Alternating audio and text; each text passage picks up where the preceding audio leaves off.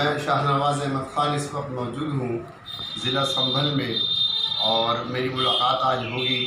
ضلع سنبھل کے سانسد جناب شفیق الرحمان بٹ صاحب سے۔ ہم بات کریں گے موجودہ حالات میں سرکار کی وفلتا پر،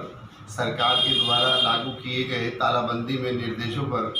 اور جانیں گے آپ کے وچار کہ جنتا میں کس طریقے کی بے چینی پھیلی ہوئی ہے اور وہ سرکار سے کیا امید کرتی ہے۔ آئیے ملاقات کرتے ہیں حالسد مہودے جناب شفیق الرحمان بٹ صاحب سے۔ جیسے تالا بندی چل رہا تھا کرونا کے چلتے ہوئے، اور اس وقت سارا سیکنڈ اوپن کر چکا ہے، ان لاک ہو چکا ہے سیکنڈ میں، اور اس میں سارے بازار، سارے مال اور سارے دفتر کھول دیے ہیں سرکار نے۔ اگر بند ہے اس وقت تو صرف 2 جگہیں، ایک اسکول اور ایک دھارمک استھل۔ تو ایسے حالات میں ہماری جنتا میں کس طریقے کے بے چینی ہے، کیا ان کے خیالات ہیں، آپ فرمائیں، آپ کا کیا خیال ہے؟ دیکھیے، یہ مسئلہ اس وقت ملک کے لیے بہت ہی پریشان بھی کن بھی ہے، اور بہت زیادہ ان کا فکر مندی کا سبب بھی بنا ہوا ہے، کیونکہ جہاں تک مسلمانوں کا تعلق ہے، مسجدیں ان کی 5 آدمی سے زیادہ نماز نہیں پڑھ سکتے،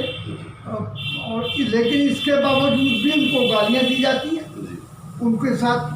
ناجائز سلوک کیا جاتا ہے، اور ان کو مطلب یہ ان کے ساتھ ناجائز برتاؤ کیا جاتا ہے، ان کو یہ دھمکی دی جاتی ہے کہ اگر تم نماز پڑھو گے تو تمہارے خلاف کارروائی ہوگی۔ تو ان حالات میں جب کہ ملک اس نازک دور سے گزر رہا ہے، ہمارا چائنا کا مسئلہ ہمارے سامنے ہے، ہمیں اپنے ملک کی حفاظت کے لیے، اس کی سالمیت کے لیے بہرحال سب سے پہلے کام کرنا ہے۔ ہمیں یہ دیکھنا ہے کہ ہمارا ملک ہم کیسے بچے گا، کیسے حفاظت ہوگی اس کی، اور کس طریقے سے ہمیں کیا کرنا ہے۔ اس میں ایک ایک آدمی، چاہے وہ کسی قوم، کسی نسل، کسی برادری کا ہے، وہ ہندو ہے، مسلمان ہے، سکھ ہے، عیسائی ہے، کوئی کسی بھی قوم کا ہے، چاہے وہ جاٹو ہے، لیکن آج وہ بے انتہا پریشان ہے کہ ہم اپنے ملک کی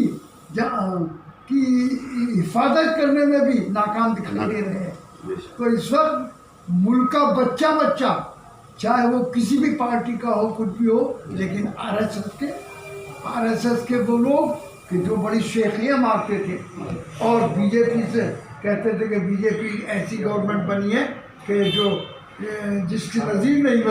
ملتی، لیکن آج یہ ثابت کر دیا آر ایس ایس کے لوگوں نے کہ انہوں نے دلی میں فساد کرایا، بلوا کرایا، اور کتنے مسلمان اس میں شہید ہو گئے۔ اور اس کے علاوہ آج ملک کے سامنے پھر بہرحال سوالات کھڑے ہیں۔ اصل چیز یہ ہے کہ میں نے پہلے بھی کہا تھا کہ اس میں یہ کوئی بیماری نہیں ہے، یہ اللہ کی طرف سے، یہ ہمارے گناہوں کی، ہمارے ظلموں کی سزا ہے ہمیں، ساری دنیا جو اس میں اس کو جھوٹ رہی ہے۔ تو آج وہ عبادت گاہیں، یعنی مسجد جیسی جگہ جہاں پر صرف اللہ کے سامنے حاضر ہو کر اور اپنی خطاؤں کی معافی چاہتے ہیں، اور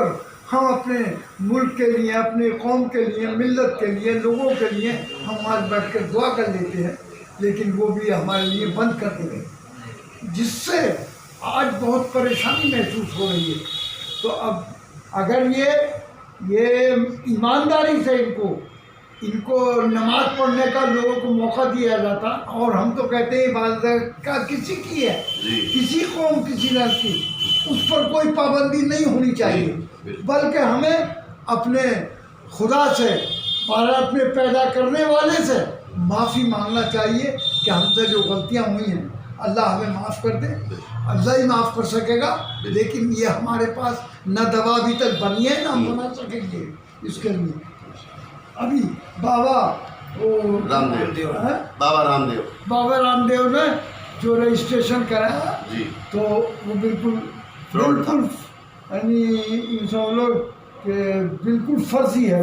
جی۔ ہاں، اس میں کوئی دم نہیں ہے، جی۔ نہ وہ دوا ہے اس کی، بلکہ انہوں نے اپنا پیسہ کمانے کے لیے اور پروپیگنڈے کے لیے سب کام کیا ہے۔ تو اس لیے میری مانگ ہے